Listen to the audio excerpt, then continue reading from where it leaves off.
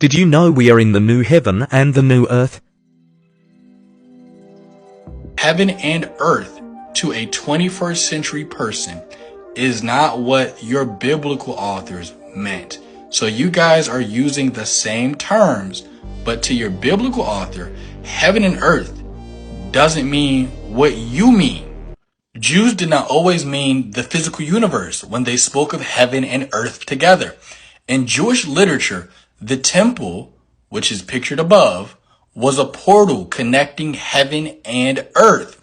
They call the navel of the earth and gateway to heaven. You can read this in the book of Jubilees, the book of Enoch, first Enoch chapter 26, verse 1. Just like the Mesopotamian tower in Genesis 11, the temple connected God's realm to where humans lived. And another reason why they call it the temple heaven and earth is because the temple was on top of a mountain. And if you know anything about the ancient Near East, which is where your Bible was written at, in the ancient world, people used to believe that if you wanted to get close to God or the gods, you had to go on top of a mountain. Where did God lead the Hebrews to after they left Egypt? A mountain.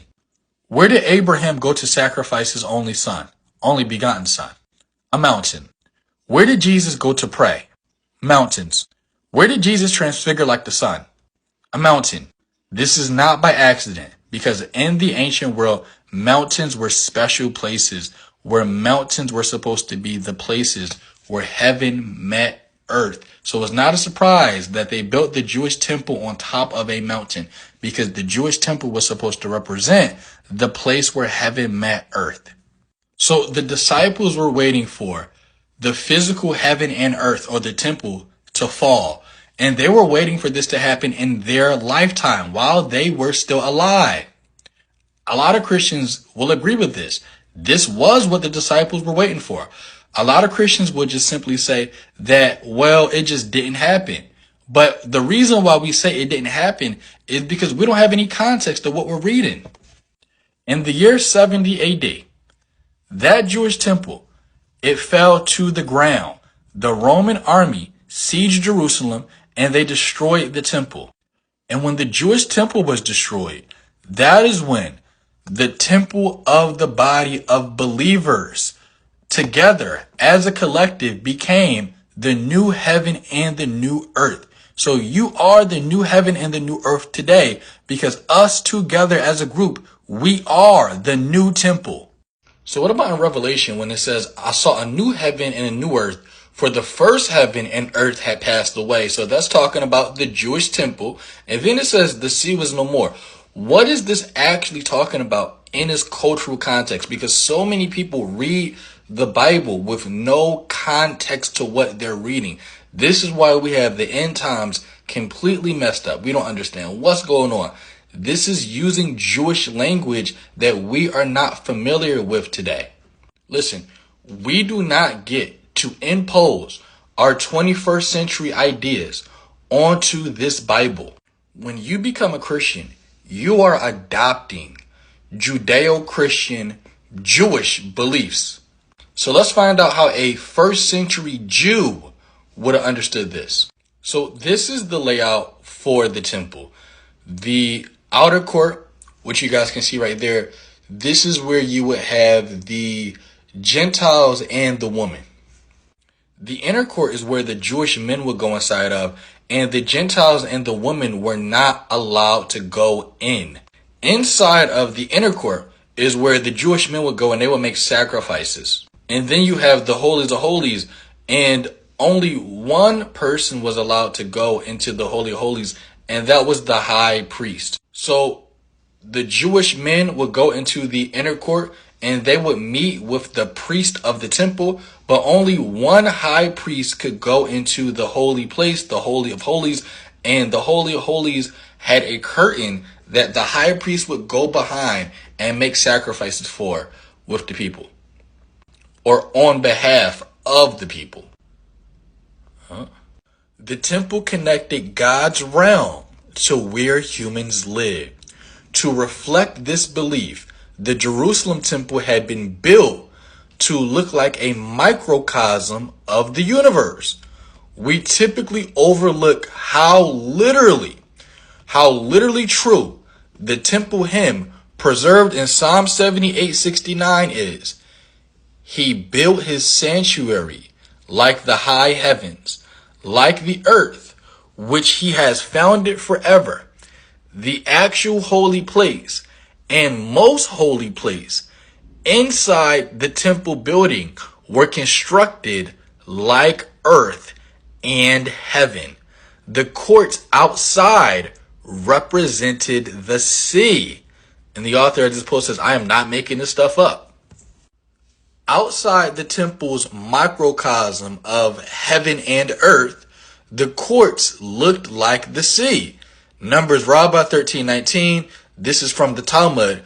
It records, the court surrounds the temple, just as the sea surrounds the world. In Talmudic tradition, rabbis described how the inner walls of the temple looked like waves of the sea. From heaven and earth inside the temple, you looked out at the sea surrounding the world. Why?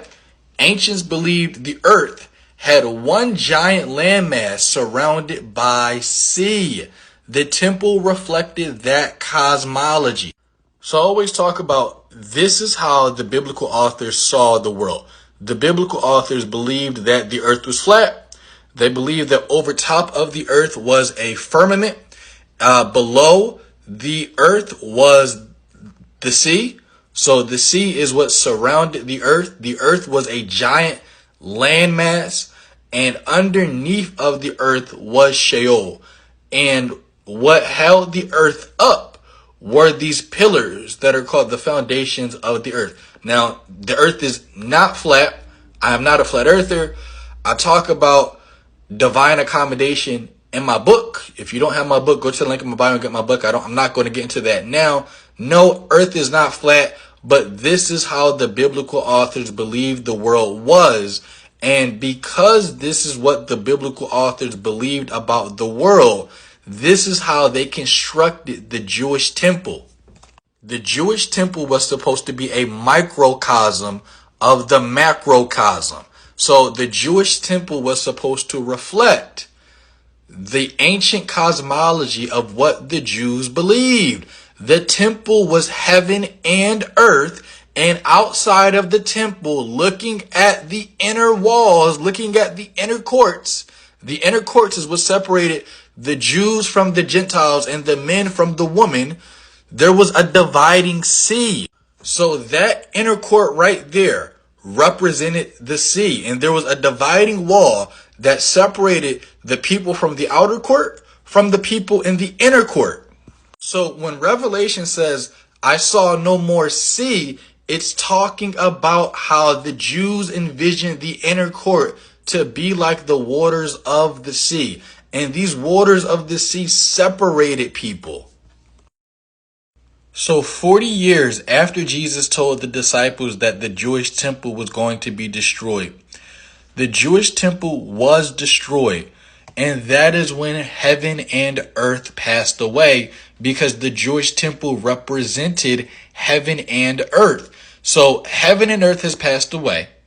And there was a new heaven and earth. As you guys can see in this picture, there is a new temple coming down from heaven, but this is a spiritual temple. This is the true temple that Jesus told the Samaritan woman at the well, that people would be able to worship God in spirit and in truth. Jesus came to bring a spiritual temple. So when the temple fell, that is when Jesus' true temple came down from heaven.